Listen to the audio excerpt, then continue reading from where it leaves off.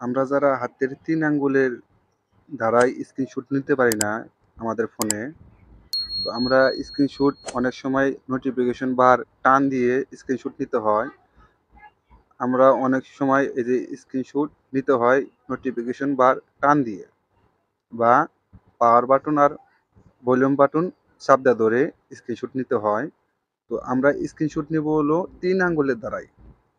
যে কোনো ফটো আপনি স্ক্রিনশট নেবেন হাতের ৩ আঙ্গুলের দ্বারাই। ৩ আঙ্গুল দিয়ে আপনার স্ক্রিনে টান দিলে পারি আপনার স্ক্রিনশটটি হয়ে যাবে। তো এই সেটিংটা কিভাবে করবেন আজকে আপনাদেরকে দেখাবো। তো ভিডিওটি ফুল কন্টিনিউ করবেন, তাহলে এই বিষয়টি বুঝতে পারবেন বা শিখতে পারবেন। তো চলুন সেই সেটিংটা আমরা দেখে আসি। তো আপনারা আসবেন আপনাদের ফোনের সেটিংসে। আমি সেটিংসে আসলাম।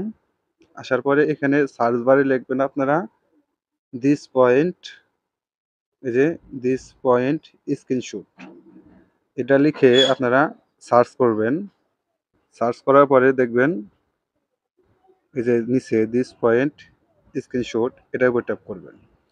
এটার উপর ট্যাপ করে পরে এই যে দেখুন দিস পয়েন্ট স্ক্রিনশট, এটা অফ আছে আপনাদের, এটা অন করে দেবেন।